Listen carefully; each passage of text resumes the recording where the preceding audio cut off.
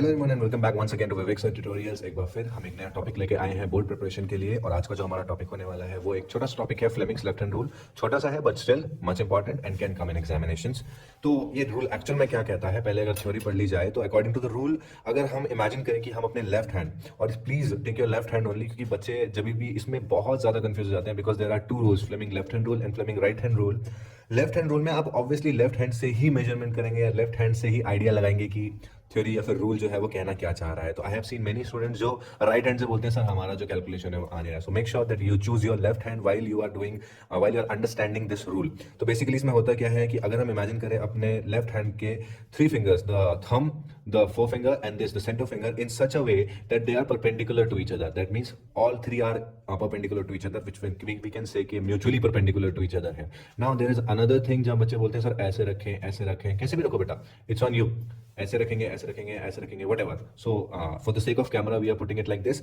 तो हम थंब, अपना फोर फिंगर एंड अपना सेंटर फिंगर को इस तरह से रख रहे हैं कि ये म्यूचुअली परपेंडिकुलर है, मतलब तीनों आपस में एक 90 डिग्री का एंगल बना रहे हैं in such a way that the four finger will point in the direction of magnetic field and the centre finger will point in the direction of current. तो बेसिकली हमें सिर्फ दो डायरेक्शंस पता होनी चाहिए इस रूल के लिए, एक कि आपका जो मैग्नेटिक फील्ड है इसका डायरेक्शन किधर है, और दूसरा जो डायरेक्शन ऑफ करंट है वो कहाँ है कॉइल के अंदर, या डायरेक्शन ऑफ करंट कहीं भी कहाँ पर है। तो उस चीज के लिए आपको सिर्फ ये दो चीजें पता होनी चाहिए। तो ऑटोमेटिकली थंब जिस डायरेक्शन में पॉइंट करेगा वो डायरेक्शन हो जाएगा मोशन ऑफ द कंडक्टर। तो यहां से हमें एक और बात पता लग जाती है कि फ्लेमिंग्स लेफ्ट हैंड रूल है किसके लिए। तो ये एक तरीके से बोलूंगा तो ये जो हेडिंग है ये आधी है, हम इसको इस तरह से लिख सकते हैं, Fleming's left hand rule for the motion of conductor.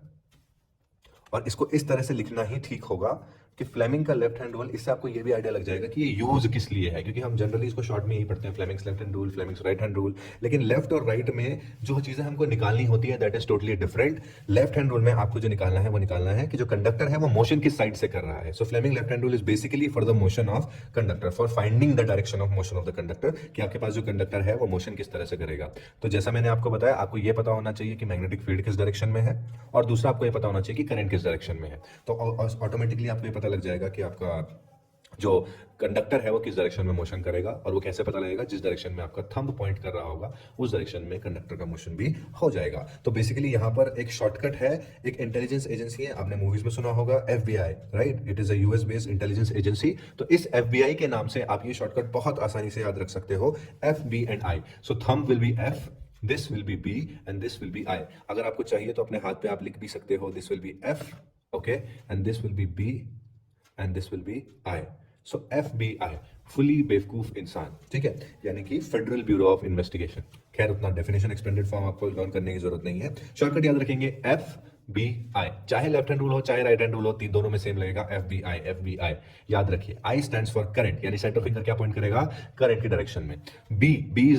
B जो है वो रिप्रेजेंट किया जाता है मैग्नेटिक फील्ड के लिए। तो जो B है मतलब जो फोर फिंगर है वो होगा मैग्नेटिक फील्ड की डायरेक्शन में। एंड फाइनली F मतलब फोर्स जिसकी वजह से कंडक्टर का मोशन आएगा। तो वो चीज जो रिप्रेजेंट करेगा वो आपका थंब करेगा, ठीक है। तो इस डायरेक्शन में, क्योंकि ये एक 2D स्ट्रक्चर टाइप का बन जाता है, इसलिए हमें इसमें थोड़ी कंफ्यूजन हो जाती है। अदरवाइज ये ऐसे रखा हुआ है। अब मैं कैसे बताऊं, इसमें ये फोर्स जो है ये अपर अप साइड है, हवा में तो लाइन नहीं बना सकते ना, इसलिए हमको इसको नीचे बनाना पड़ता है। तो ये बेसिकली क्या है, FBI, FIB नहीं है, FB एंड I सबसे लास्ट में आएगा, ठीक है।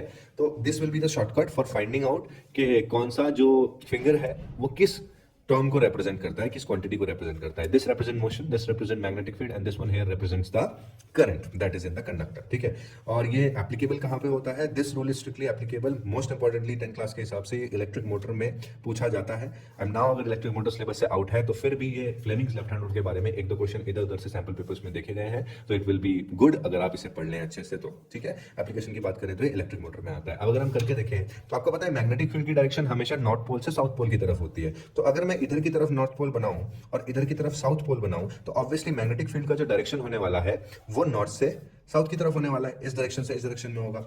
अब अगर मैं इस मैग्नेटिक फील्ड के बीच में, इस तरह से आपकी मैग्नेटिक फील्ड लाइंस है, मैग्नेटिक फील्ड नॉर्थ से साउथ जा रही है मैग्नेटिक फील्ड, और अगर मैं इसके बीच में एक कॉइल रख दूं, रेक्टेंगुलर कॉइल अगर मैं इसके बीच में रख दूं तो, और इसमें मैंने करंट की डायरेक्शन ऑलरेडी बनाई थी, इस तरह से एंटी क्लॉकवाइज डायरेक्शन है। एंड इफ आई से नाउ कि please find out the direction of motion, की जैसे ही मैं इसको इसके अंदर रखूंगा और करंट पास हो रहा है इसमें ऑलरेडी, तो कॉइल का मूवमेंट किस डायरेक्शन में होगा, whether it will be anti clockwise यानी कि कॉइल के ऐसे मूव करेगी, या फिर कॉइल ऐसे मूव करेगी, यानी कि एंटी क्लॉकवाइज मूव करेगी या फिर क्लॉकवाइज मूव करेगी। तो ये फाइंड आउट करने के लिए आपको फ्लेमिंग लेफ्ट हैंड रूल की जरूरत होगी। तो अगेन हम क्या करेंगे, अपने हाथ की 3 फिंगर्स को कुछ इस तरह से रखेंगे कि वो म्यूचुअली परपेंडिकुलर है एक दूसरे के।